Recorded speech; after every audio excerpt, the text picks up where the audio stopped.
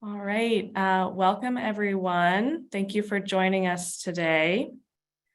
We have a busy waiting room, so I am going to go ahead and get started in just a few minutes as that waiting room slows down.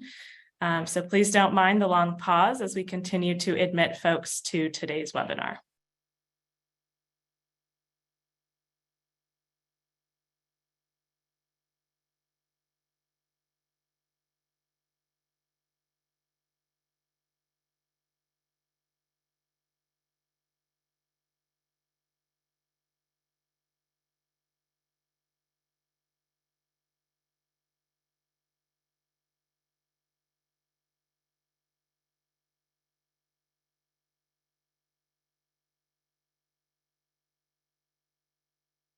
All right. All right. Well, it looks like our waiting room has slowed down, so we can go ahead and get started. My name is Kate Griffith, and I am a director at GridWorks, and it is my pleasure and honor today to welcome our audience participants, commissioners, and state energy officials from across the West and members of CREPC. I also want to welcome interested folks joining us as members of the public. We are looking forward to the conversation today and what I imagine will be a lively discussion prompted by your many great questions. As we move along today, I do have a couple of housekeeping notes for how to engage our speakers, commissioners, and state energy officials for whom this webinar series was largely created and who want to engage directly with the speakers by verbally asking your questions. You will be invited in the next couple of moments to rejoin this webinar as panelists. No worries, this is not because we intend for you to present anything. It's simply in deference to the systems created by our tech overlords and to enable your audio and video features today. If you would like to turn on your audio and video to interact with our panelists, again, commissioners and state energy officials, all you need to do is accept the invitation that will be coming your way shortly. If you do want to stay in listen in only mode, that's fine as well. And for other members of the public joining us today, we also welcome your interaction through the Q&A feature of Zoom. I want to now spend some time thanking Megan Decker, CREPC co-chair, and Laura Rennick of Weeb for providing this space for necessary transmission conversations in the West. We came together once before on July 20th to talk about how transmission is planned and developed in the West currently. And today we are focusing our attention on whether more transmission is needed in the West, as well as a discussion of barriers and challenges of building transmission. You'll see our expert panelists on the screen now. They are here to guide us through these conversations today. They are thought leaders that I imagine many of you all are very familiar with already. Rob Gramlich, president and founder of Grid Strategies.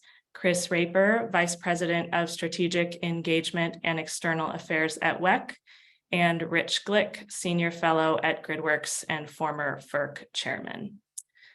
I'm noticing we have a hand raised. Elaine, did you have anything you wanted to add? I want to make sure that our tech is functioning before I go much further.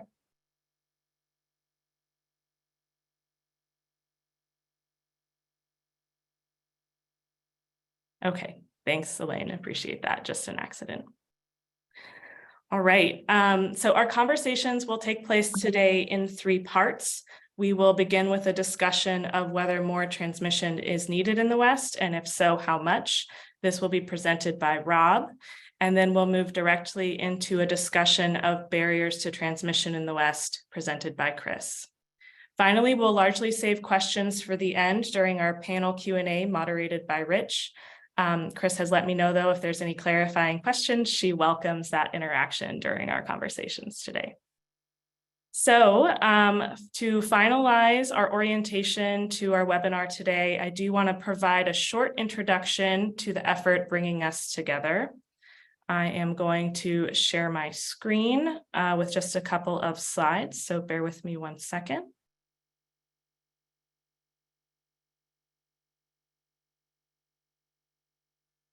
And I hope everyone is able to see that. All right. So again, to finalize your orientation to our webinar today, this is just a short introduction to why we are here. I will drop the link to this information in the chat in a few moments. For folks who joined us on the 20th for our first webinar on transmission planning, you may be familiar with this already, but for folks who are joining us for the first time today, the Western States Transmission Initiative, of which this webinar series is a part, is a collaboration between GridWorks and CREPC, led in partnership with CREPC co-chair Megan Decker and Laura Rennick from WEEB.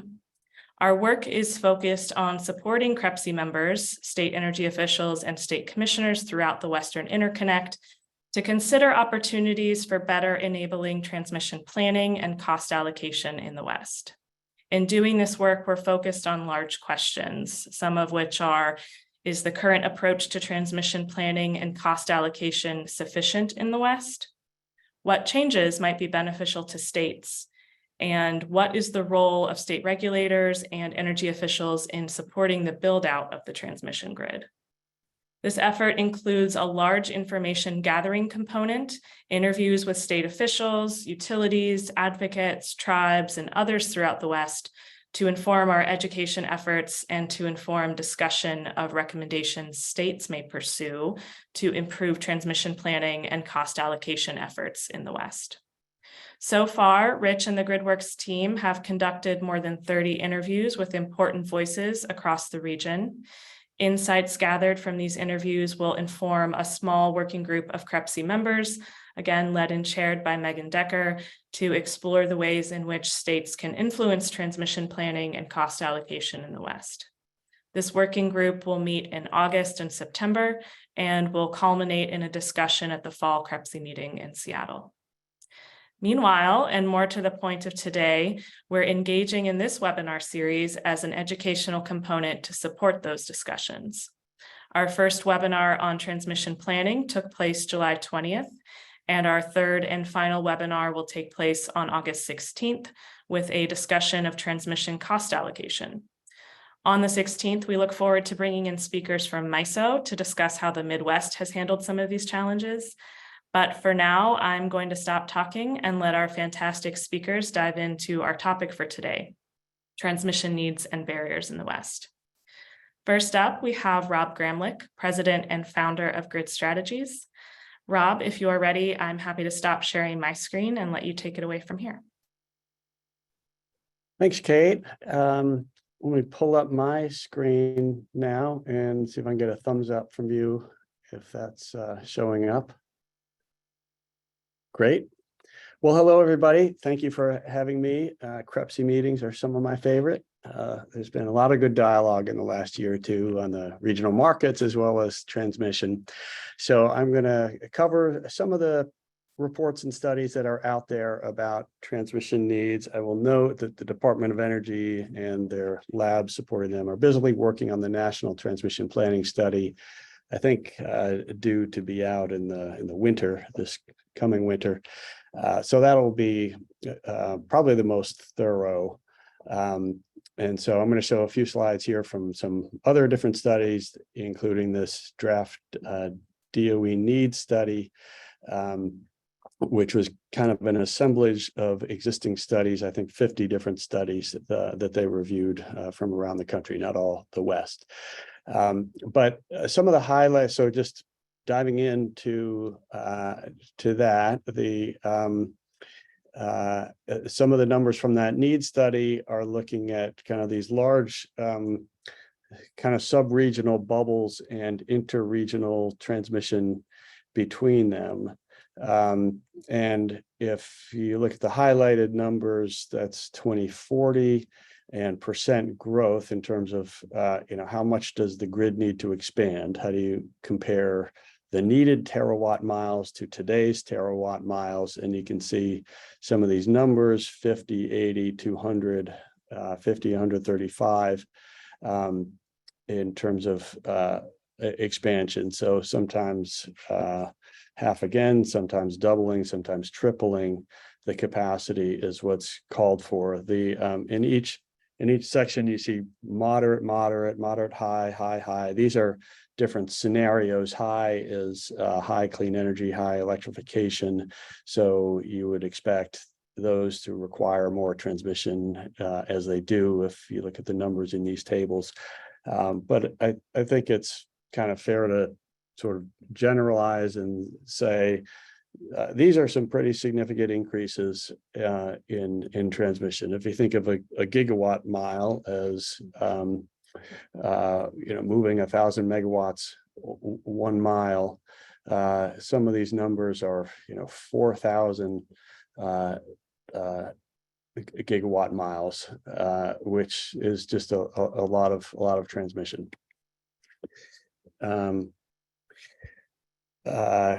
This bottom one at the sorry, going down to the next slide here. Down in the bottom one, mountain to plains. I'll show. We had a slide with a picture of the which regions they are. We'll try to get that. But I guess you sort of can figure out mountain to plains. Plains is sort of central, so there is a lot of interregional in terms of cross seams. Western to eastern interconnect also called for in this. So some of these are sort of within WEC, and the DOE needs study and a lot of these studies are also talking about transmission between the Western and the Eastern interconnect. And, generally the value of transmission aligns with the complementarity of the resources. So, a lot of the transmission within the West is accessing high value, high capacity value wind in places like Wyoming, Montana, New Mexico, which complements some of the coastal power when you have a lot of solar, for example, during the day, and you have this asynchronous wind power from different states.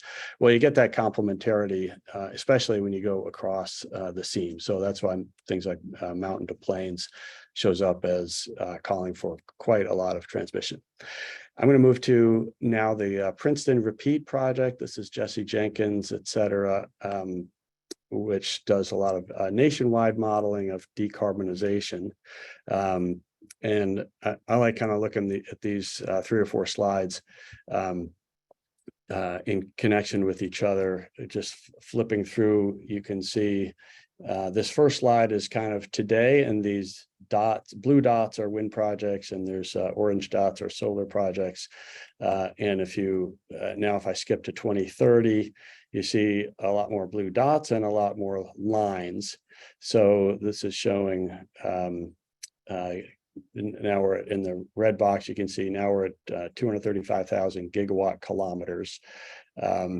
So a 74% increase over this, going back to this early slide. So let's go from 2020 to 2030, 74% increase in transmission in just a decade. So significant increase in transmission in all of the country, the West included.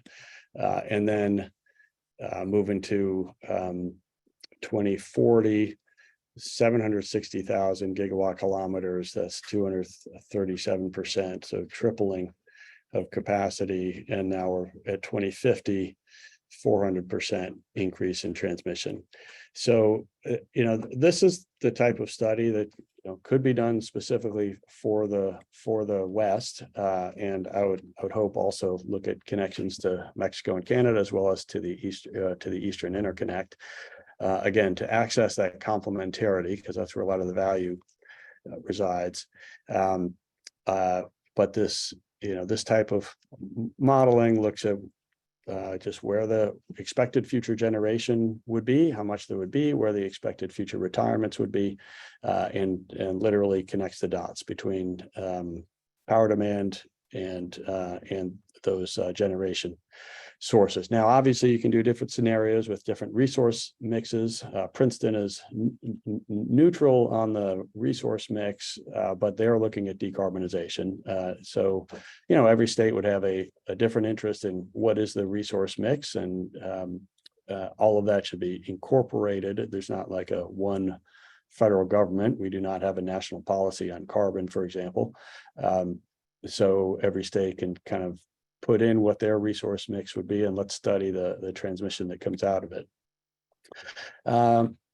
Now, I'll just mention, there are a lot of transmission projects around the West. As most people know, this nice map puts it all on one slide, and you can see that it's, there's a lot of integration from kind of the interior West towards the coast, connecting to the grids along the coast, as well as there's some north-south opportunities that are being exploited, getting some Idaho hydro in there, and some north-south with the solar in the south moving up to the north during the day and during summer seasons, and hydro and wind and other resources moving back down south at other times.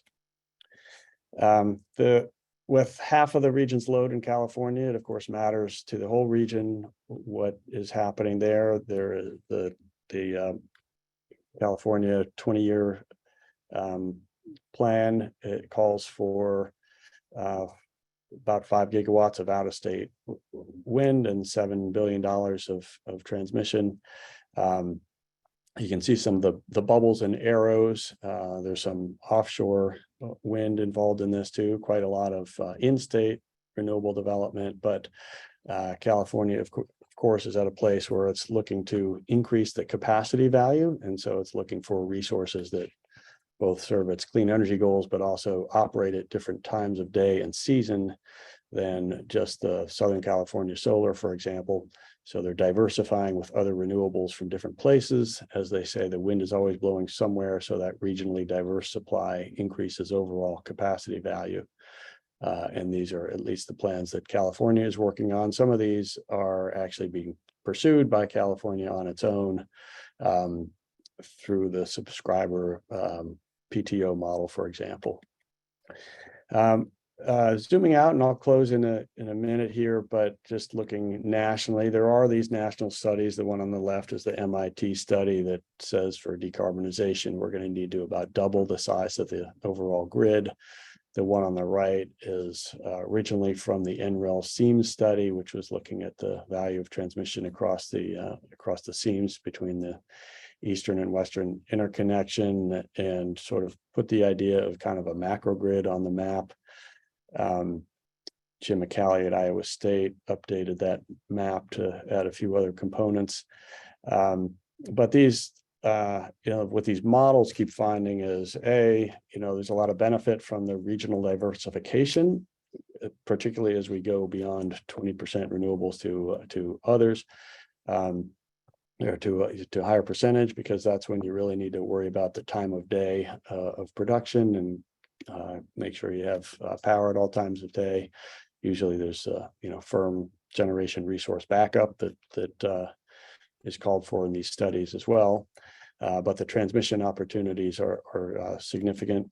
And then other national studies, there's a lot more attention. Let's just put clean energy and climate to the side for the moment, and just think about reliability and congestion. Consumers, of course, care a lot about congestion, and there is a lot of congestion on the system right now. So these numbers from Lawrence Berkeley National Lab put the annual value in terms of millions of dollars per 1,000 megawatts between different links on the system, such that, if you had, in the extreme, if you had a so-called copper plate transmission unlimited capacity, these would all be equalized. There would be no price difference between the regions, but you can see we're looking at $500 million between certain areas per 1,000 megawatts, which is a massive value of transmission. And the other finding from studies like that is that most of the value of transmission is in a very small percent of hours.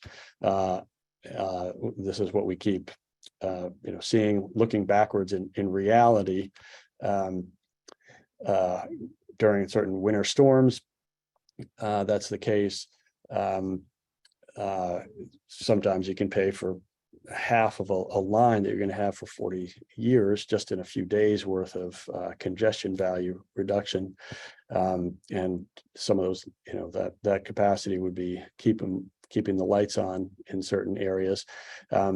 One thing about these storms is sometimes it seems like they're very broad. They can cover two or three or four states, but they do the center of that storm is usually more localized, and there's always available power, a few states away, where they might have also the same heat dome or cold spell, but it might be much less severe a few states away. So there's available supply, and that's what we keep seeing, and power ends up moving to the extent the capacity exists. So my colleague Michael Goggin likes to say we therefore need to build a grid that's bigger than the weather, and we can do that.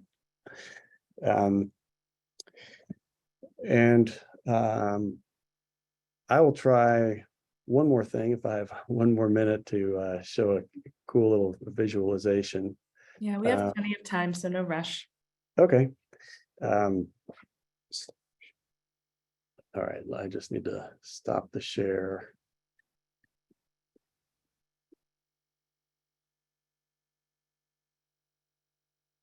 I'm actually going to dial a friend and see if Zach Zimmerman here on my team can get this set up.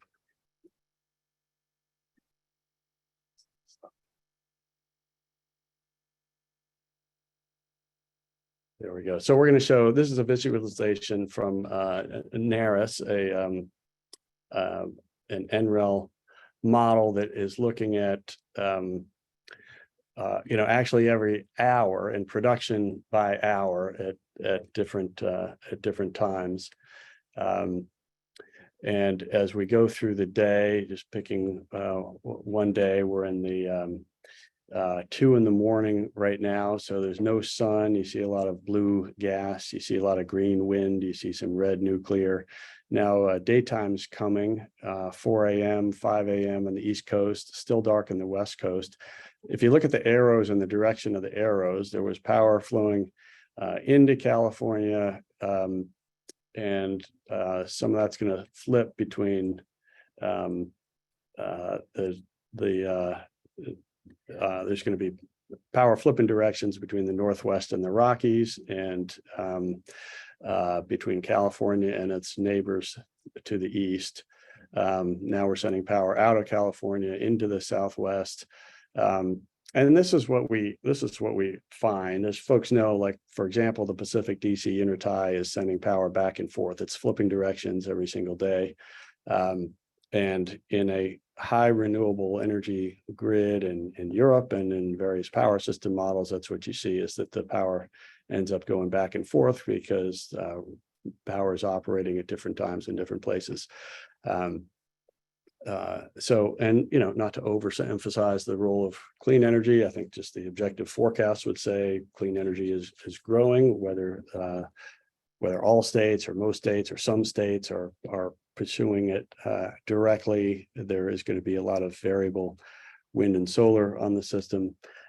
So these dynamics are important. And then, of course, the completely separate issue of just the connections between the regions are finding value, and just the increasing severity and frequency of severe weather, both on the cold side and the hot side, is leading to this value. And again, that's bi-directional. For example, and I'm glad you're going to talk to MISO soon. They can talk about, with their multi-value projects that they built around 10 years ago, those were largely planned to bring upper Midwest wind into Chicago and points east, but those same lines kept the lights on, and the Dakotas sending power the other direction when they had that winter storm Uri, for example, and other recent storms. So the lines end up usually being bi-directional.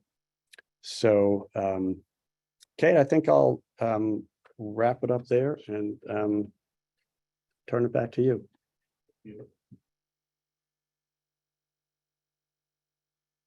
All right. Thank you so much. And we do have some questions coming in the chat, one of which I think we'll save for the Q&A coming up. And another is about whether or not the video visualization can be sent out to participants. So yes, we can certainly do that following our webinar. But for now, we're going to turn into a discussion of barriers to building transmission in the West. And for that, I'm going to turn it over to Chris from WEC. Chris, I know you'd like me to share a slide or two for you, so please just let me know whenever you're ready. Okay, thanks, Kate. I appreciate that. Good morning. I'm Chris Raper, and I want to thank GridWorks and CREPC for inviting me to be a part of this important transmission conversation. As most of you know, if you know me at all, I don't do slides much, so I do have a couple of slides as I move forward through this that'll show you some of the work that WEC is doing. But I am the current Vice President of Strategic Engagement and External Affairs with the Western Electricity Coordinating Council, former regulator in the state of Idaho for 7 years as a commissioner and 8 years prior.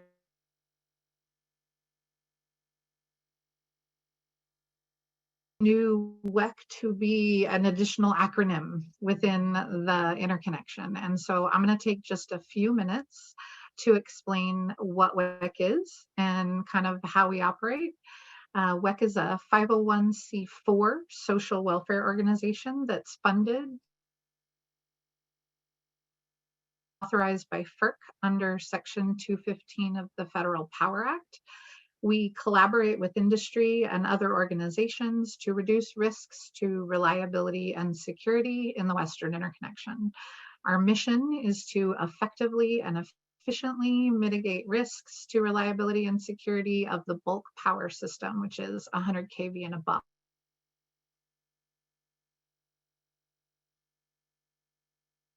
And then provide an environment for the development of reliability standards, as well as overseeing reliability planning and assessments for the Western interconnection.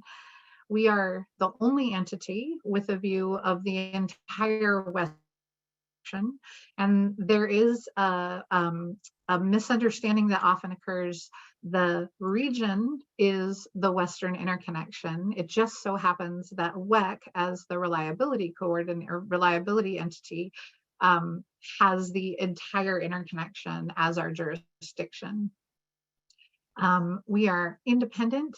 We are also resource agnostic. So with that as an intro to who my organization is, our jurisdiction and our role, let's talk about transmission and some of the perceived barriers. The need for transmission didn't just appear out of nowhere, but the feds, including FERC, have brought attention to it more in the last 24 months or so than in all of my time in the regulatory arena.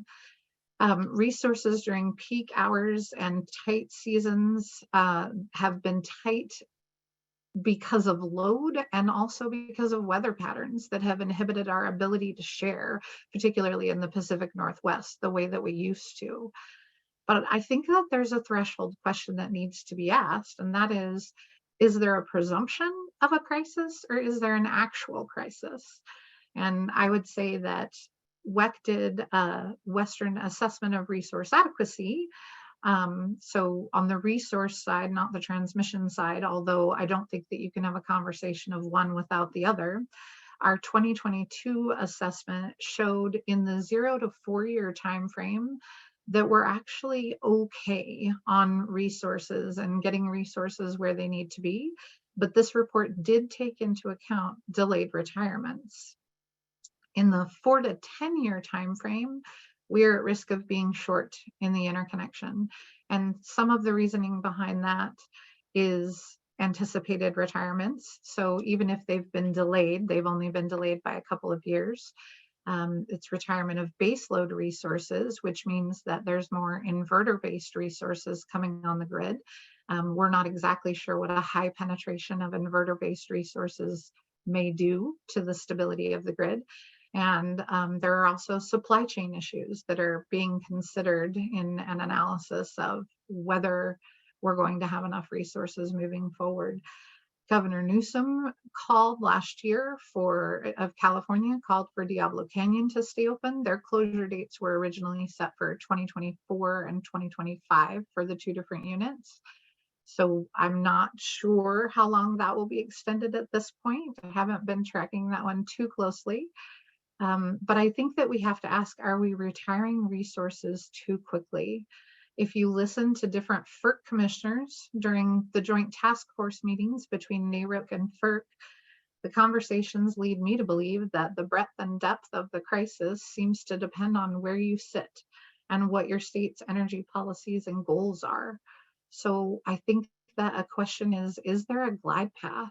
Our ability or lack thereof to have a conversation about whether we're looking to do too much too soon could pose a barrier to our ability to build transmission in the region. Part of WEC's mandate and long-term strategy is to assess and initiate action to mitigate known and emerging risks to reliability. The transition necessary to meet clean, green energy policies and the pace of electrification are creating a risk to reliability that we need to address. Adding transmission, I think what is evident from Rob's portion of the presentation today, it looks like adding transmission can help ameliorate some of that risk. But public policies in the West vary greatly. We have a very polarized environment. There are seams across the West because there is no market yet. And so it is more important than ever that we communicate and coordinate efforts. We have to be practical in our decisions, and reliability has to be at the front of the conversation. One barrier to interregional transmission development, I believe, has been that we haven't had an interconnection-wide analysis or assessment completed in some time to identify needs that could benefit the region as a whole.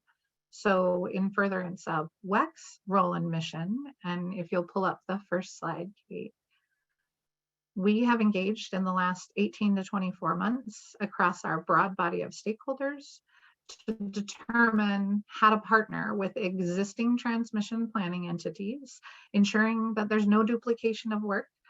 We want to fill areas where gaps have been identified and facilitate dialogue in a way that efficiently and expeditiously allows regional transmission work to progress for the benefit of our future reliability.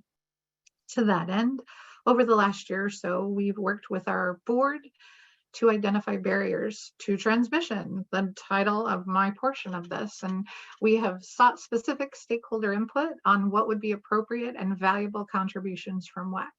So with the help of our board and stakeholders, what we have aligned around and identified is that it could help the region and building transmission if we enhanced our modeling capabilities with an emphasis to support 20+ year planning and scenario development.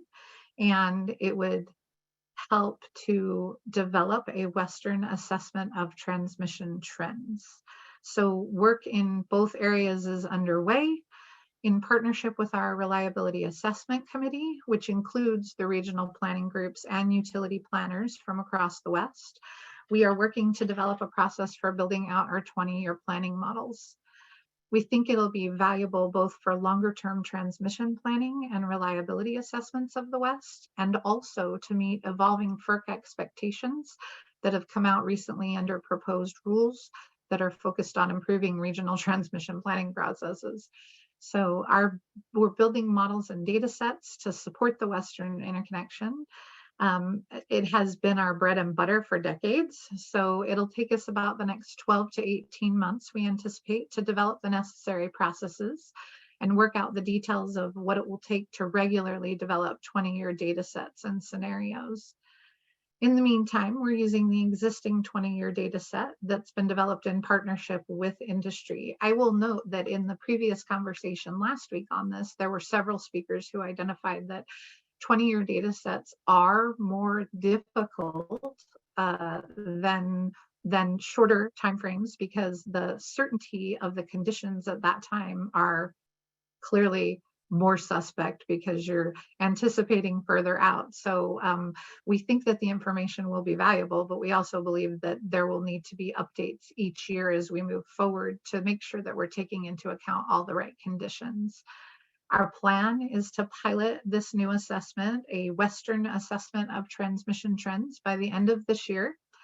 The content will include the results of 4 year 20 studies that will be undertaken this year. And those 4 studies will be: 1, a long duration energy storage with an extended extreme weather event; The second study will be an extreme hot weather event. The third will be an extreme cold weather event. And the fourth will be impacts of compound changes in loads and electrification. Once all 4 studies are complete, we'll be able to identify areas of transmission congestion that are common across the different studies. This assessment will then become an input for transmission planners in focusing attention on portions of the interconnection that could benefit most from transmission expansion. So as this assessment is prepared, we commit to ongoing engagement with stakeholders through the technical committees, our member advisory committee, and YRAB. And from a reliability perspective, we're excited about the growing dialogue regarding transmission needs. We see the urgency as now, and we do believe that with our stakeholders, we've identified a way for WEC to fill an important void in the conversation, providing a high-level interconnection-wide view of transmission needs. All of this has been done with the objective of maintaining our independent voice of reliability, remaining policy neutral and resource agnostic, and fitting within WEC's delegated authority to perform reliability assessments for the Western interconnection. We want to avoid any role that would subject WEC as a registered transmission planner or planning coordinator. We don't want to step in the space of those transmission planning entities, those Order 1000 entities. We would love their help and partnership in this endeavor. So with those parameters, there's a lot of white space for WEC to provide value in the transmission planning conversation. And I just want to say that contrary to other assertions and opinions that have been expressed recently, WEC does and can do much more than just maintain and validate the anchor data set. What's more, because we are independent and resource agnostic, our work and contribution to the conversation can be relied upon by a broader group of stakeholders, and ideally, we can help bring somewhat divergent positions closer to center, with reliability of the interconnection as our focus in order to ensure that end users and customers, that their needs are met, and that we collectively, all of us on this call, listening in, participating, we collectively keep the lights on. Another move, and I think if you want to go to the next slide, another move in furtherance of transmission optimization and expansion, and a more recent development, has been Congress's directive to NERC. Happened around the end of June. We are working with our regional partners. NERC was directed in partnership with the regional entities to perform an interregional transfer capability study. So it was part of the Fiscal Responsibility Act, otherwise known as the Debt Ceiling Bill. They were blessedly vague about the way that we conduct the analysis. So we have sort of been able to develop that with the help of the other planning regions. We have just 18 months to complete and report on interregional transfer capabilities across the United States. While the details are still being fine-tuned, the scope of the assessment will largely be focused on entities involved in interstate commerce from one transmission planning region to another. The study will include current total transfer capability between each pair of neighboring transmission planning regions. It will include a recommendation of prudent additions to the total transfer capability between each pair of neighboring transmission planning regions that would demonstrably strengthen reliability.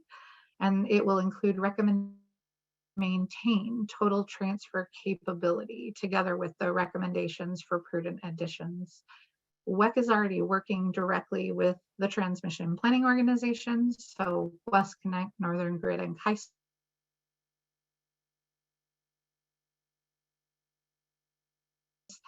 The process will involve data collection, modeling, and stakeholder outreach so that stakeholders continue to be informed of progress and are allowed opportunities for engagement. The analysis will involve modeling of extreme system conditions. This directive points to a larger question of whether there's enough transmission and where it is needed, particularly in the West. And there's no shortage of studies, as Rob pointed out. One of the ones that I don't believe he hit on but is more recent and is from his prior organization, is the Americans for a Clean Energy Grid recently completed a study in June as to how the country is doing planning and building needed transmission. The West generally received a D grade. California did receive a B, and I believe that it received that grade based on the recently released CAISO 20-year transmission outlook. So the message does seem pretty clear. Whatever was intended by Order 1000, whatever individual utilities or states might be doing in furtherance of transmission expansion, it would seem that regional transmission is not getting built at a pace that is required to maintain reliability. It's not a case of if it ain't broke, don't fix it. Something needs to be done moving forward if we are to maintain a reliable grid. So even if we can get everyone to immediately modify course and meet at the table and collaborate and coordinate efforts, I think that there's a real question as to whether the grid can handle the clean green energy policies and electrification at the current pace. The combination of pace and magnitude of change is kind of mind-blowing. I think it was Chair Decker that brought it up, and I keep using it as a reference to her. I do understand now that it's a movie, but everything, everywhere, all at once. I think in the meantime, there's also a question as to whether distributed energy demand response and some optimization of our existing system is enough to maintain reliability until something can be built. So stakeholders from across the spectrum, everyone from governmental entities, regulators, nonprofits, operating entities, public power, merchant developers, investor-owned utilities, balancing authorities, generators, they remain divided and often dependent on outdated processes with no clear plan about how to come to agreements necessary to address these challenges. So WEC is working to partner with these diverse stakeholders to identify and analyze the risks, hopefully lead and coordinate discussions, and offer an objective perspective that is free from parochial interests.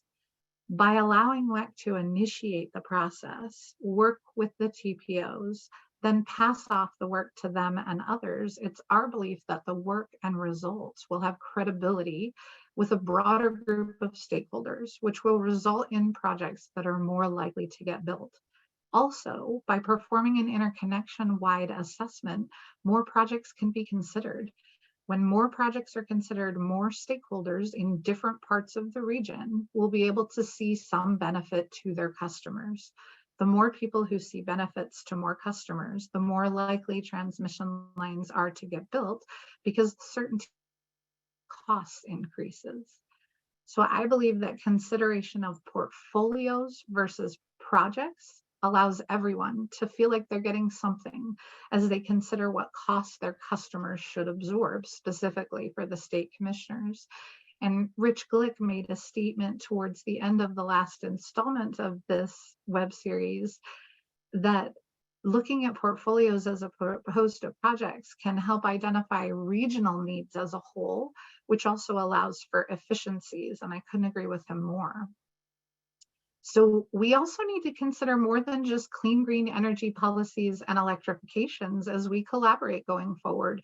From a reliability perspective, which is my focus now, our grid at a distribution and transmission level is at risk of wildfires, extreme natural events, and cyber and physical threats. I know from my previous regulator seat that commissioners are concerned about costs to their residents. A new term of art has emerged in the last year to 2 years regarding cost containment. So how does the concern for costs impact the direction that we go? I think that a mindset change may be necessary. The historical evaluation for recovery of costs has been whether the facilities are used and useful. Considering a portfolio of builds requires a different approach. I think that we should be encouraging state commissioners to look beyond their borders, at least long enough to see how regional work can benefit the customers within their state's borders. And we need to look at a broader scope of what benefits are, relieving congestion, maximizing efficiencies. I think the good news is that most utility law speaks in terms of prudently incurred costs. So used and useful is simply a regulatory term of art. Commissions can likely pivot without the need for legislation if they are so inclined. So in the end, back to the title, what are barriers to transmission? Well, there are federal policies and acts that hamper development. NEPA is one that is often brought up. It definitely takes persistence to get through developing and permitting a line. It's not known who will secure any actual project. There's kind of an undercurrent that we don't speak of in the public domain about who gets to build it, because these things are expensive and someone will be recovering the costs, which will be revenue to their company. And I would say, isn't it more important at this critical juncture to focus on what we need, where we need it, and who can do it most efficiently and effectively? And then we decide who gets the revenue. There are also differences of opinion on what needs to be built. Public policies among the Western states, as I said, vary widely. It is these public policies that cause disagreements as to whether and what must be built. But I think we can go back to everything we need to know we learned in kindergarten. I think the rules are play fair, don't hit people, clean up your own mess. When you go out into the world, watch out for traffic, hold hands, and stick together. That's one of my favorites. Be nice, share, and talk it out. Otherwise, we will likely be unsuccessful in getting everyone to the table, because regardless of public policies, we are not in a position to delay the conversations any longer. I believe that the single greatest impediment and barrier to transmission is our ability to speak directly and respectfully about needs versus want, and our willingness to compromise for the greater benefit of reliability. If we can begin the conversation agreeing to those high-level principles, then I think that there's hope that we can move in a collective direction, and I remain optimistic. Great. Thank you so much, Chris. Appreciate those remarks. Before we move on to the moderated panel discussion, Chris, we do have two clarifying questions for you in the Q&A. The first one is for the assessment that WEC will be doing from your first slide. When do you expect those 20-year assessments to be finalized and made publicly available? Well, I would love for them to be done in December. Are they wondering about just the reports themselves, or are they wondering about the full analysis that comes from the full assessment that comes from the report? I guess would be a question back, which if they can't answer immediately, maybe we can say both of those things. Both. Okay. So the work is currently underway. The data is currently being analyzed.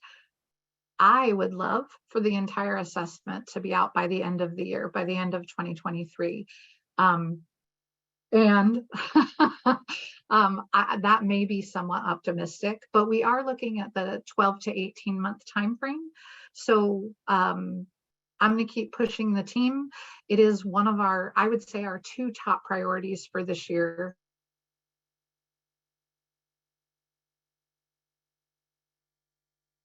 An assessment of transmission trends and the directive.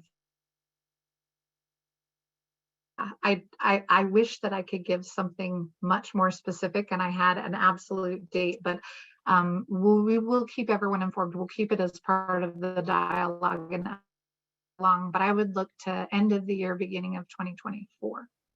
Great, thank you so much. And the last clarifying question was on your second slide regarding the Fiscal Responsibility Study Act.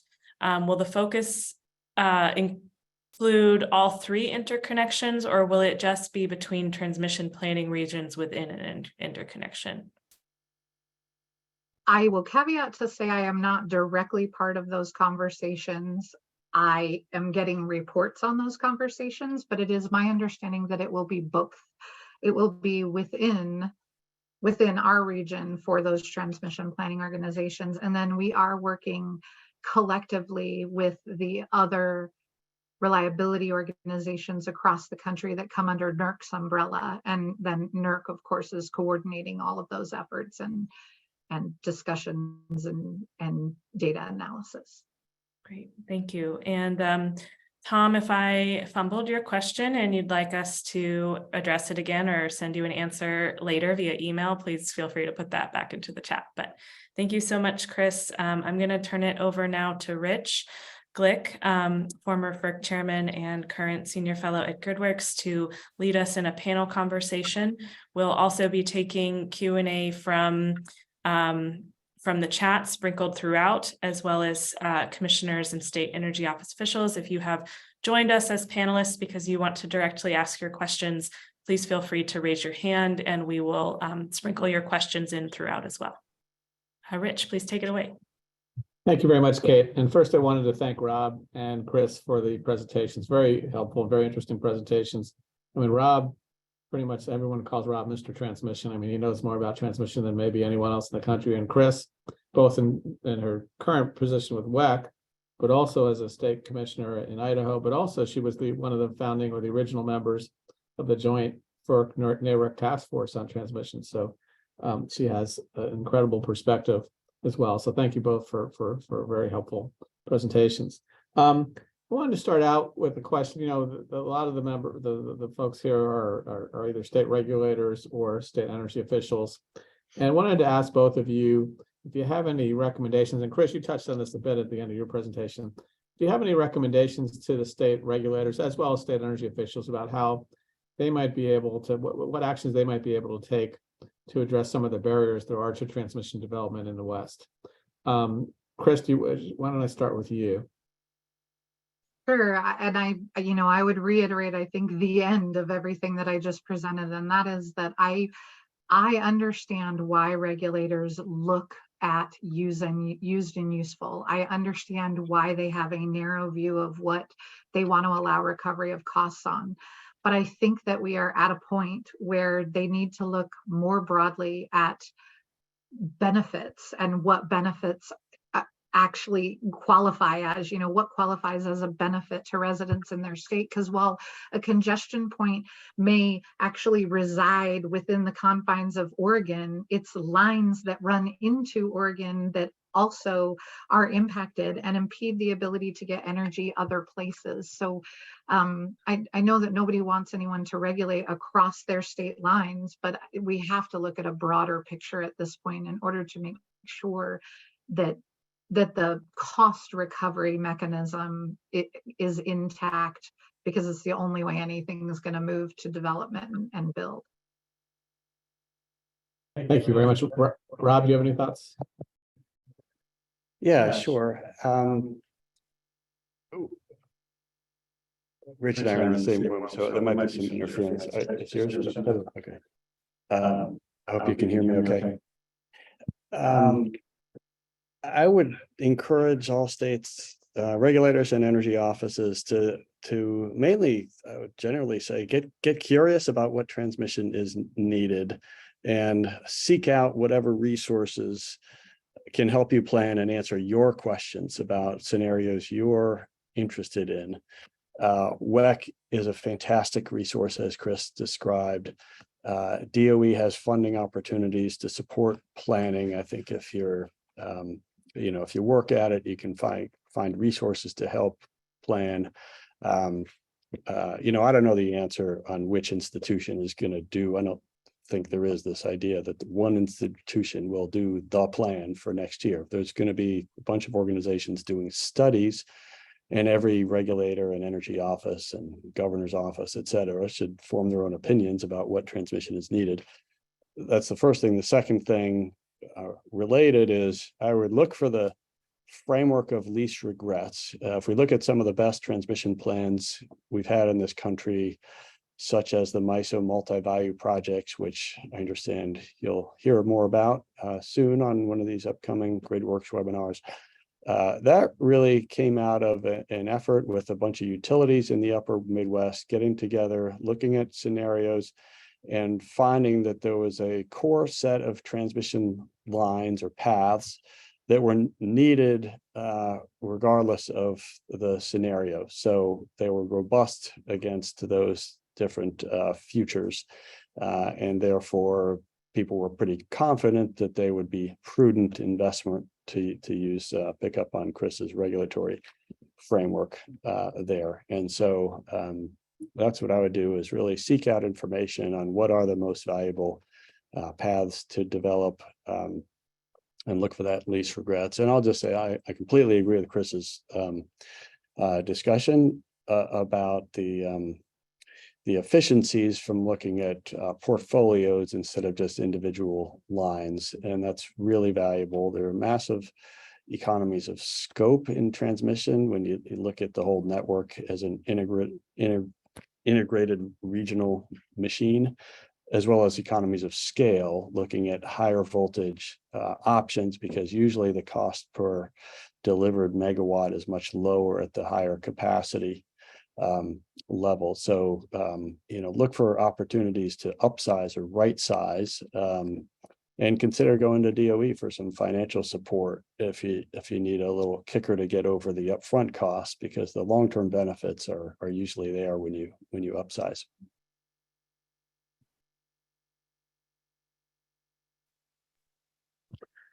So thank you, Rob. So let me pick up on that point a little bit and ask both of you, and then we'll turn over some questions from folks on the webinar. Is that, some of these projects, especially if you look at a portfolio of projects, you're talking billions and billions of dollars. What do you say to consumer groups that come into these proceedings, or whether it be industrial consumers or residential consumers or any other entity worried about cost? What do you say to them about why are we spending $10 billion on a set of transmission projects, for instance? So Rob, do you want to start? Sure. Well, I'm glad Chris used the term cost containment, because there's been a lot of conversation in the FERC context about cost containment. Part of that was driven by the large public power council and a lot of the large public power entities around the West who have been very concerned about that and had some specific ideas, policy ideas that received some attention in the FERC proposed rule. Of course, that's still before the commission. We don't know what FERC will do on those, but also other consumer groups, industrial groups, and others were obviously very interested in cost containment. So there's a few areas that has gone lately in transmission policy. One is make sure you're making as good use of the existing system as possible. So if it's technologies like grid enhancing technologies, or the market rules, this is now inevitably, we try to keep infrastructure and markets in separate conversations, but they get very closely related here, because if you have a regional market operation, whether it's EIM, EDAM, or some of the other market options that are being discussed in the West, those things that are more flow based, and I think some of the non-ISO utilities are moving to more flow based transmission scheduling. Those things utilize the existing system much better than a physical reservation based system, much more efficiently. So from a consumer perspective, I think we need to do everything we can to move to more efficient operation of the existing grid, and then plan for the future needs and look for and then I think the most important cost containment is to do good planning that does good solid benefit cost analysis of what are the benefits, what are the costs. Let's look at the portfolio, not the specific projects alone. Let's look at the regional efficiencies and get those economies of scope brought in to bear. The large public power council, one of their specific ideas was once you do this studying and planning and all that, but in those ensuing a couple of years, maybe before you spend the $1 billion or more, do a quick review just before you actually make that financial commitment and make sure that your assumptions are still solid. So there's kind of a review there. So that's one idea.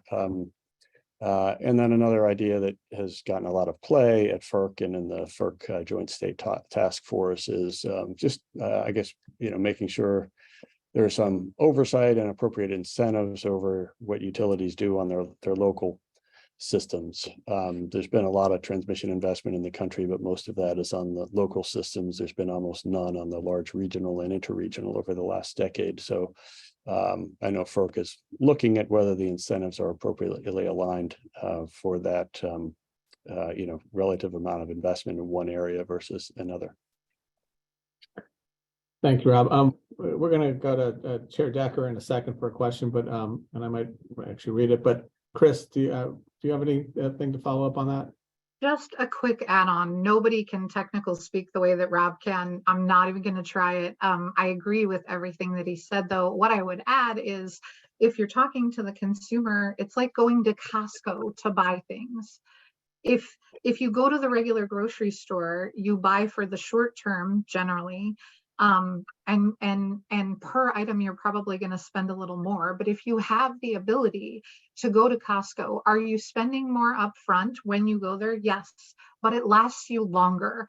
And so I think from the most simplistic standpoint, right, of explaining to a consumer, yes, it looks like a lot of money, but if we do it onesie twosie, you're actually spending more because you don't gain the efficiencies from buying at Costco. Can I just jump in? I of course love that, Chris. But I should have also said that it really is true. I mean, I think you can look at the numbers and say a purely reactive, short-term, just-in-time transmission approach, it is the most expensive way to do transmission. And we really are in most of the country doing just-in-time transmission. In other words, are we going to violate a reliability criterion in 2 years from now? That's absolutely has to be done. We should continue doing that. FERC has indicated absolutely we must continue doing that, has said that on a unanimous basis. But also, if we proactively plan, we can almost certainly find a cheaper way to build the future system. So I wanted to, I guess, if I can follow on the question that Chair Decker had, and Rob, you mentioned, I think just briefly, grid enhancing technologies. And the question is, we have all these analyses going on. We have some analysis going on as part of regional transmission planning. We have some analysis going on about, as Robbie pointed out, in terms of do we need transmission and how much? How do we know that not only are we looking at, putting a lot of steel on the ground and new transmission capacity, but how do we know, or how can we be assured that all these analyses are adequately considering grid enhancing technologies? In other words, for those who are not necessarily familiar with that concept, technologies that actually help squeeze more out of the current system as opposed to building more transmission. Rob, do you want to start? Sure. Well, I want to make sure we talk about two different time frames. There's the planning time frame that this entire conversation thus far has been about, and long-term transmission needs. But also, I want to start with the short-term operational time frame where, currently, like right now, there is a lot of congestion around the system that consumers are paying for. And some of the technologies may not be there all the time, every day, every type of weather condition, et cetera. But when they are there and operating, they can reduce a lot of day-to-day congestion. So it's a little bit the difference between energy and capacity. Like, we want to reduce energy prices and costs for consumers, and we also want to provide needed capacity. So anyway, that's creating headroom on the system and reducing congestion now in the operational time frame is very important. And then also in the planning time frame, I think it's important, as FERC has recommended in its NOPR, that I think, Rich, something about that. FERC NOPR required consideration of grid enhancing technologies. And the technologies normally listed is something like dynamic line ratings, which is monitoring and looking at weather conditions to see whether a line can be its capacity can be increased at that point in time. Power flow control, advanced power flow control, topology optimization, which is a software to find times when you might actually open a circuit, not have power over a certain path, which can reduce congestion sort of counterintuitively, but it happens, and that software can find that. And sometimes storage as transmission is considered there. And then other technologies that get into this and should be part of planning are different types of conductors, superconductors, composite core, and other types of conductors. So those are important to consider. Again, for the new lines and also the sort of reconductored or making better use of existing rights of way, as well as the operational timeframe. Chris, do you have any sense on how better to consider GETs in our transmission processes and analysis? Are you all doing it at WEC? We are. Almost everything that Rob named in that list, dynamic line rating and the list goes on. WEC is doing studies on those things, has released a couple already. There's a dynamic line rating study out that I haven't actually had a chance to read yet, but I know exists. And I would say that the best reassurance for Chair Decker that those things are being considered is that the building takes a while, right? We're looking at a decade to build. And so we can't not consider grid enhancing technologies to optimize the system that we have until we can get the system expanded. And so I think that that's the best reassurance in this space, right? If you don't see it, if it's not transparent that those things are being studied or done, please ask the question. But I think that we cannot get to where we need to be without utilizing grid enhancing technologies in the interim while those lines are getting built. Yeah, I'd ask, and thank you for that. Let me ask another question that came from Doug Howell in the Q&A section. He asked, essentially, I'll paraphrase, what happens if there turns out to be two, the SPP markets and the California ISO market, the head markets, but also maybe if there's eventually two RTOs in the West, what happens to the value of transmission or the issue of seams associated with having two different RTOs in the region? Chris, can you start us off? Sure. And I apologize if I have any connectivity issues. I actually went to my hotspot from my home system to avoid that, but I've had a couple of messages where it says the connection's weak. I apologize if that's showing on your end as well. But to answer your question, wait, okay, sorry, I was apologizing for my connection and then I forgot the question. Will you restate it for me, Rich? Sure. If there are two RTOs eventually developed in the West, what does that do to the value of transmission? Got it. Thank you. I think something is better than nothing, I guess. Are there fewer? Does it diminish the efficiencies if two different entities, two different portions of the region are doing work? Potentially, not even necessarily absolutely, right? Potentially. But I would also say that WEC sees across that entire Western interconnection. And so if we are doing the job that we want to be doing in talking across the seams, in making sure that the entire interconnection remains reliable, then we ought to be having those conversations with 1, 2, God forbid 3, right, entities, regional entities that are doing those builds. But I would also posit that there are still efficiencies to be gained. Don't let the perfect be the enemy of the good. Don't let the good, wait, what's the way that goes? Don't let the perfect be the enemy of the good. And so I think it's a fair question, but I think in the end, it's ultimately, these are things that we need in order to be able to reliably serve the customers within the interconnection. And so there will still be efficiencies gained by having those accomplished within a market structure. Rob? Let me first say on the interaction of markets and transmission that you can separate the two some. And I know, there are a lot of complicated questions and political questions for Western states and utilities right now. And I think it is useful to sort of divide up, resource adequacy is one function, and, the RAP program is working on that, and transmission planning for the infrastructure is a distinct function, and the markets are a third distinct function. And, if you think about an Eastern RTO, I used to work at PJM years ago, and it's kind of like, it's one RTO, but those were three distinct functions that were literally in different buildings. And so, as the West proceeds, you can, I think, work on this infrastructure track, and a whole lot of people need to work on that. And you could maybe have other people work on the markets track, and other people work on the resource adequacy track, and maybe they can all come together someday.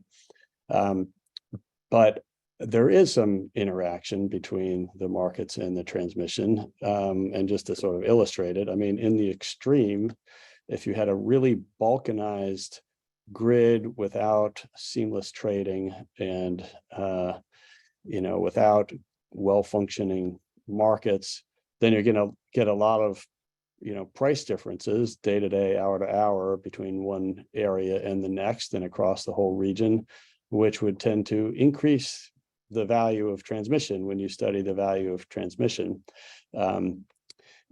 because you're going across these areas that are not able to just share their power and resolve these price differences through redispatch.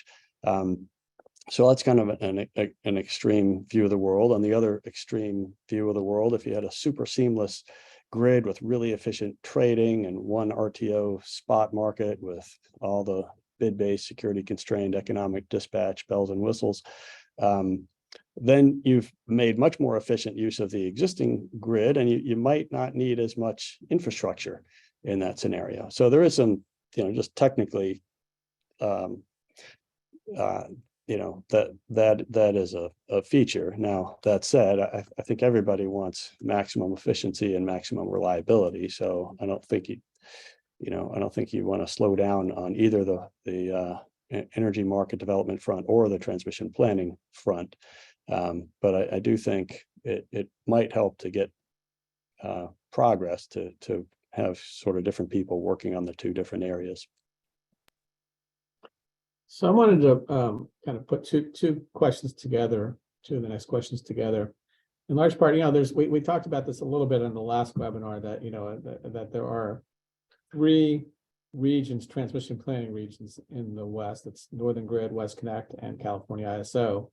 And then when we talk about interregional transmission, it's kind of confusing with the nomenclature, but in the West, interregional transmission is just Northern Grid to California, for instance, or something like that. And then also, at the same time, so there's a need for interregional.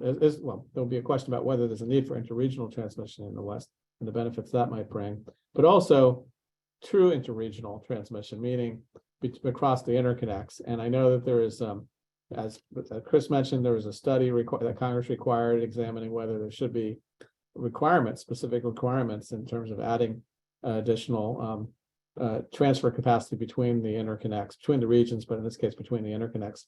I'm curious if each of you might be able to talk about the benefits, but also some of the barriers that might exist today to looking beyond the FERC transmission planning regions, both in terms of within the Western Interconnect, but between the Western Interconnect and the Eastern Interconnect, or ERCOT for that matter. Rob, could you start us off?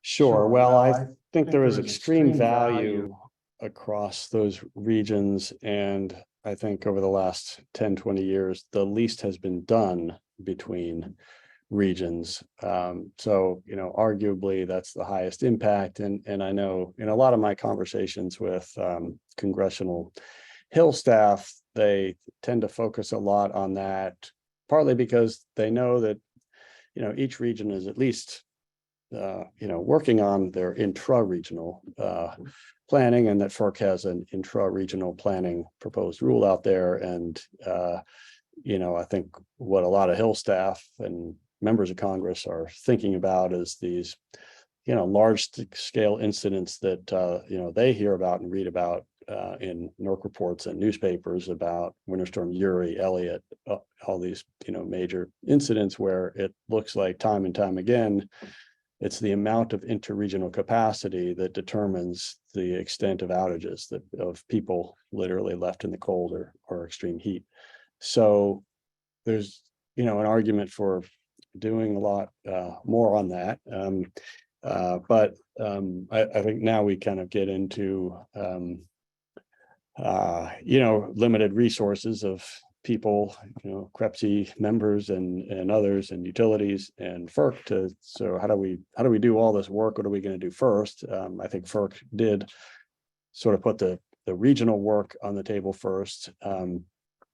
Today FERC issued its interconnection final rule, and next on the docket in some number of months, I expect and hope we will see a final rule on the planning rule, and that is of course intra-regional planning. So I think it would have to be after that from a FERC process perspective to do anything on inter-regional, and I think probably the same goes for folks in the region that they're working on the regional first, and we should just acknowledge that if it's hard to get agreement with let's say for example 10 people on one thing, and then you have to get agreement with 20 people, it's twice as hard. So inter-regional just involves use twice as many parties, and it's very hard to get agreement on plans and cost allocation. Chris? Yeah, I agree with what Rob said. And I also agree that the nomenclature is very confusing, the inter-regional. And are we talking inter of the Western Interconnector? Are we talking inter across the country? But I think that the question that they pose is a sound one, right? The directive from Congress, they see stuff like the ERCOT Texas phenomenon, crisis, whatever you want to, however you want to identify that. And then at the same time, though, PJM and MISO were sharing resources with one another in order to avoid it because they had the connectivity. So it does seem clear that when the connectivity is present, that we can avoid some of these reliability issues. But by the same token, I absolutely agree with Rob. We, as the Western Interconnection, can't even come to the table, apparently, and come to terms with what we think our region needs in terms of transmission and additional connectivity. And so how do we then go to other interconnections and talk with them about how we can interconnect with them when right now we can't agree with what we want within our own region? I think that it overcomplicates things at this point. I hope the future looks different than that, but I think right now focusing on the Western Interconnection is probably the preferred and more expedient route. I think that makes a lot of sense. I wanted to note that I know that the commissioners have been added as participants, commissioners and state regulators. If any of you have your hands up, I might not be able to see it right now. Are there commissioners that would like to ask some questions for state regulators? We don't have any hands up yet. Welcome their participation when they're ready. Okay. There's another question I wanted that was in the Q&A portion here from quote an anonymous attendee, but it's an interesting question. It gets back to the discussion we just had on grid enhancing technologies, but the questioner asked if we have dynamic line ratings and other using more efficient technologies and so on to squeeze more out of the grid, doesn't that fundamentally delay transmission development that's needed for the region? Rob, do you want to start off? I think it's possible that if you fully appropriately deploy grid enhancing technologies, including DLR, then the quantity or the timing of transmission could be, it could be less and it could be later. I don't know of any grid enhancing technology, vendor or advocate who says they are really a long-term replacement for transmission, but certainly there's an interaction. And again, from the consumer interests I speak with, and I hear, the Nasuka group and the Elcon group, the industrial customers and the representatives of residential ratepayers talking a lot about GETS and appropriate deployment of GETS. And, again, I think their interest is in, let's make sure we're making maximum use of the existing system, which is an entirely fair point. Personally, I don't think that, we just need so much transmission that, I don't think practically that's going to reduce the amount that we try to build and, need to build in the next 10 years. But I think it's the right thing to do, is to deploy the technologies and use the system most efficiently, and then see. You don't really know how much you need until you're, fully utilizing the existing system. Chris? Yeah, I think that GETS are a bridge. And so, beyond that, we ought to be using everything, as Rob said.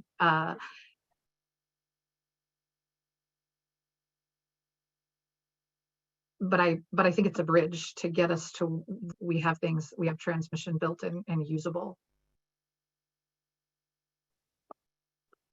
Thank you. I wanted to kind of turn to ask an interesting question that was raised here in the Q&A section that kind of takes a different turn to this debate. And I once heard a senator say this, is that, well, we don't need more transmission. Everyone's going to put solar panels on their roofs and we're all going to be fine. Now there's a lot of talk about distributed energy resources, and as you know, FERC has issued a rule on that, but in addition to that, a lot of the states are promoting them. What do you think about the impact of distributed energy resources on the need for transmission? And are we essentially over planning or overbuilding transmission if we are going to have a world with a lot of DERs around the country and around the region? Chris, do you want to start us off on that one?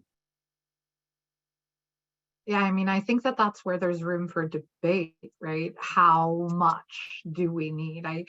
I hear Rob say we need so much. I hear Commissioner Danley from FERC say that it's all being built because of the clean green energy policies, and so I think that's where there's room for debate, but that's also where there's room for concessions and collaboration. I don't think either of those extreme ends of that conversation are true. So those are where the assessments and analysis can come in to help us and show us where we need it the most, so that we can identify an initial portfolio. Yeah, I agree. And I will add, I think it is an important evaluation, since we have a lot of state regulators here who have jurisdiction over distribution, that there are going to be a lot of questions about distribution capacity growth needs, and those estimates can get quite high, and the estimates can be tempered, and the investment needs can be tempered if you appropriately deploy distributed resources, and you have your some kind of syncing up of the EVs and the solar that might be in a neighborhood or in a part of a load center, where if you get that interaction right, then the delivery capacity into that area doesn't need to be as high, and consumers can save money by optimizing the distribution grid. And that's really important work, and it's complicated to do. I don't think the DER versus large scale utility scale projects question changes so much the more macro grid type, the more kind of large scale paths across between states, because that's a lot more about getting resources, again, that operate at different times with different wind blowing in one place, or solar from a different time zone, or it might be sunny in one area and cloudy in another, and that regional diversity that you get from transmission, I think suggests just a lot of value of transmission that is fairly robust under different DER estimates. Under any scenario, I think there will be a lot of DER growth, don't get me wrong there, but I don't think it changes a lot about transmission estimates. Rich, I just want to note for We're you. coming up against time, but I wanted to ask at least one more question, and that is just to do with the weather. Everyone talks about the weather. Undoubtedly, in parts of the West and parts of other parts of the country, it's been extremely hot this summer, and other parts maybe not as hot, at least as of yet. But we've seen in previous summers extreme heat, wildfires, a drought that obviously in the past at least has limited hydro capacity. I know there's been more hydro, at least in California and some other places this particular summer. I'm curious if you could maybe talk about transmission in terms of how it's impacted by wildfires and heat, for instance, but also in terms of the benefits that additional transmission might be able to provide in terms of making the grid more resilient against these types of extreme weather events. And I'll start with you, Rob. Sure. Well, I think a lot of parts of the country need to worry about the threats that they're undertaking. Today we're talking about the West, but there's other areas that FPL in Florida has done a lot of hardening and concrete towers and things like that. Wildfire risk in the West is important. It seems to me that the step up in maintenance from a number of utilities has really helped. You don't want old assets to spark a fire, and so there's been a lot of I think renewed focus on maintenance, vegetation management, things like that are kind of old school traditional utility things to do, but I think they're helping quite a bit with fire mitigation risk. There's talk of undergrounding. That's of course very expensive. There's better line monitoring that can help. And then so that's all like in the general category of hardening against severe weather, which is a very low, region or area specific analysis that needs to be done and actions taken. But I do also think we have this generation supply phenomenon where every type of generation is vulnerable to some type of severe weather threat, whether it's drought affecting cooling water for any type of thermal plant or extreme heat or extreme cold. And what tends to happen is when severe weather happens, it tends to be, in one area and it's less severe. It's probably not absent, but it's less severe, 500 miles away, and that's easily within the delivery distance of transmission. So we can have areas helping other neighboring areas with available generation when whatever happens to generation locally happens. Chris, you come from a state that's had a lot of issues with wildfires over the last several years. Do you have any thoughts on that? Yeah, I mean, clearly, if there are more lines in place to be able to reroute energy when wildfires happen or when portions of the grid go down due to extreme natural events, then the more ability we will have to be able to reliably serve all customers. So I am not an engineer. I cannot explain it in those terms, but I do look at things in pictures like the Costco model. And for this one, it's like a shower head, right?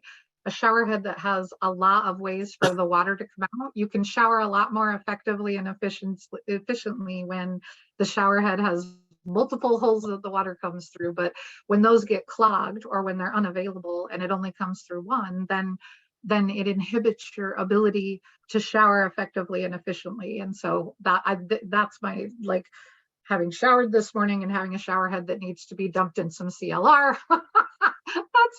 That's readily at the top of my brain, but I think that that's a real thing, right? We don't want to overbuild, and I think that there's a lot of risk in commissioners' minds that there might be an overbuild possibility here, and so I'm not saying that, but I am saying that the more connectivity there is, it just stands to reason that the more ability we have to serve areas and reroute around areas where there are fires, so that we can get from A to C because B is impeded or constrained in some way. Absolutely. I know that was an issue a few years ago when smoke from one of the wildfires, I believe in Oregon and California, took out one of the interties for a while, there was a lot of nerve-wracking moments there. I want to thank both of you, Chris Raper and Rob Gramlich. Again, excellent discussion, really helpful. I'm going to turn it back to both Kate and Chair Decker to conclude us. Thank you so much, Rich. Before I close us out, I just wanted to give the floor to Chair Decker. Thank you so much. And I just want to say, Chris, I've seen you on a lot of panels over the years, and that was truly the best speech I've ever heard about transmission. So nice work. Required watching for all the folks participating in our discussion forum. No shade to your expertise, Rob, but really like taking the West and sort of taking that need for, you know, a broadly credible set of portfolio of projects that help us meet our reliability needs is so important. And I guess I just want to close with a shout out for the next webinar, because even as you maybe, you know, have the institutions or inputs that are credible enough to produce those studies, you still have difficult conversations about cost allocation, right? And I'm not sure that, you know, I'm frankly not sure whether the Order 1000 framework for cost allocation works on sort of an interconnection wide basis. So I find myself very curious about the topic of the next webinar, and also, you know, maybe we'll continue to pick both of your brains about that question as the project goes along. Thank you, Chair Decker. Great. Well, thank you so much. And I want to say thanks again to all attendees for joining us today to talk about transmission needs and barriers in the West. The materials for today, including a recording, will be posted to our website for this Western States Transmission Initiative, which I have just now dropped again into the chat. I want to say another special thanks to our panelists, Rob Gramlich and Chris Raper, and of course, Rich Glick, for the excellent discussion today. And a few extra thanks to Laura and Elaine at Weeb, as well as Megan Decker at Crepsey for all your support in this series. And of course, thank you to the GridWorks team, Serena Soar, Matthew Tisdale, and Deb Shields for supporting this effort. I look forward to seeing you all again on August 16th for a discussion of costs and cost allocation. As Chair Decker just alluded to, this is who pays for transmission and how much do they pay. And perhaps we'll get a little bit deeper into Chris's analogy of spending our money at a transmission Costco instead of a fancy food store. So materials for that webinar will be posted to the GridWorks website and provided to the Crepsey listserv in advance. And with that, I think we are wrapped up, and thank you all. Please have a lovely rest of your day. Thanks, Kate. Thanks.